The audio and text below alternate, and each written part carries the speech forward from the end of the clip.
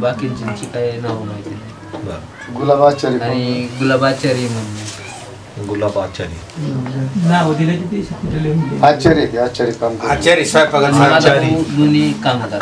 Driving करायचं आणि केटरिंगचे करायचं. जर केटरिंगचे काम जरी आले तर तू असं नाही का पैसे तिकडे भेटतात केटरिंग द्यायला, तिकडे जायचं ना तर तिथून मी त्याला उचलून घेऊन जायचं केटरिंग द्यायला गेलं.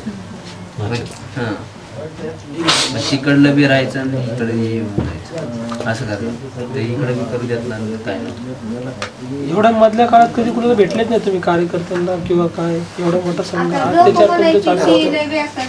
त्याने असं पहिलं आम्हाला सांगितलंच नाही काय असं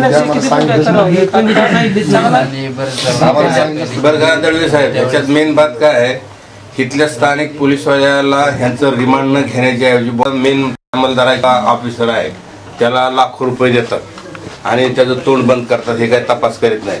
त्याऐवजी इथून यांना ट्रान्सफर करून बॉम्बेच्या पोलिसांच्या ताब्यात दिले नाही आरोपी, मग हे मारझोड करतील आणि बरोबर ते आरोपी सगळं सांगतील. परंतु पैशाच्या आमिषानं हे ना त्याला मारून काय कबूल करून घेतले औषध पण माझ्या माहितीवर पण रक्कम असं झाले पण देत नव्हतं. म्हणजे काम त्यांनी सोडलं नाही पाहिजे. माझ्या तुझ्यावर पैसे पैसे आणून काम सोडलं तर एवढं पैसे आणून दे असं म्हणतो. तसं नाही ऐका हो दळवी साहेब, प्रकार असा आहे त्याने ऍक्च्युली माझ्या माहितीवर 19,000 रक्कम दिली होती फक्त त्याला, याच्या भावाला अनिलला. आणि 19,000 रकमेमध्ये त्यांनी काय केलं, याच्या रकमेचे डबल टिबल करत 50,000 रुपये झाले. 50,000 झाल्यानंतर त्याला ते फेडणं अशक्य झालं. त्यानंतर त्याचं लग्न झालं. लग्न झाले तो मी काम करतो पण अर्धा पगार मला देतो, अर्धा पगारात माझं घर चालेल. तर अनिल माझ्याकडे काय वेळेस आलता त्यावेळेस मला ते बोलला होता माझ्याकडे, तर अर्धा पगार मला दे ना, अर्धा पगार तू माझे पैसे कट कर. पण यांनी काय केलं नंतर अनिलला त्याची मारण झाल्यामुळे अनिलला कंटिन्यू तो राबवून घ्यायला लागला 24 तास. त्याच्यामुळे अनिल वाईट लागला, त्यातून त्याने पळ काढला. आणि इनकेस याचे वडील वारले. वडील वारल्यानंतर त्याला इतकी भीती होती की आम्हाला कुठेतरी धरून मारून तेव्हा ते इथं आले, इथं बसले त्यांच्या वडिलांच्या तिथे. आणि एक माणूस त्यांनी पाठवला होता तिथून, तो माणूस इथं त्यांना बघून गेला. नंतर मग ते माणूस गेला की त्यांनी पण लगेच बाहेर उठून गेले. 2-3 दिवसांनी त्या माणसांनी त्यांच्यावर नजर ठेवली. मग तिकडं ते कामाला जाणार होते. ज्या दिवशी त्यांना अशी घटना घडली का त्या दिवशी कामाला जाणार होते. पण भाजी मंडईमध्ये त्यांना 2-4 माणसांनी पकडलं आणि गाडीमध्ये टाकून आणलं. तुला किती मी 6वी शिकलो. बरं, तुमचं पुनर्वसनची मागणी जर केली तर आपण तुम्हाला इथून, कारण इथं तर तुमच्या जीविताला धोका आहे. आता दयानंदच्या जीवाला धोका आहे. आता ती मुलगी आहे, उद्या जबाब तर तुमचं पुनर्वसन झालं पाहिजे की नाही झालं पाहिजे तुमचं, किंवा हे राहतं घर तुमच्या नावावर सुद्धा आता पक्क नाहीये.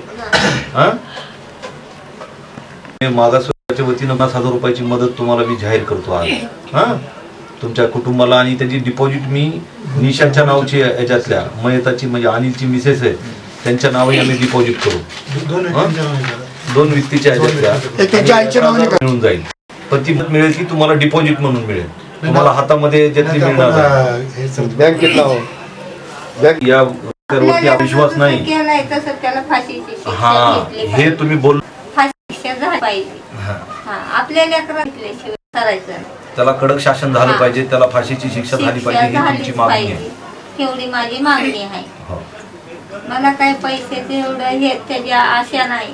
काय आपलं लेकरू जावं ना आपल्याला पैसे भेटावं. मी महाराष्ट्र प्रदेश काँग्रेस कमिटीच्या मागासवर्गीय विभागाचा अध्यक्ष आहे आणि हे सगळे महाराष्ट्राचे पदाधिकारी हे सगळे आम्ही दलित कार्यकर्ते आहेत. आमच्या अंगात फक्त बाबासाहेब आणि बाबासाहेबांच्या घटनेवरती आम्ही विश्वास ठेवणारे व्यक्ती आहेत की हा सहन आपल्याला बाबा फक्त कुठल्या बळी पडता आपली जी मागणी आहे तीच मागणी कायम राहू द्या. जसं साळुंकेने सांगितलं की कुणाच्या दबावाखाली येऊ नका. तेच आपल्याला पाहिजे. आपल्या लेकराचा जसा जीव घेतलाय तसं त्याला पण फाशीची शिक्षा झालीच पाहिजे. हो दयानंद तू सुद्धा घाबरायचं नाही.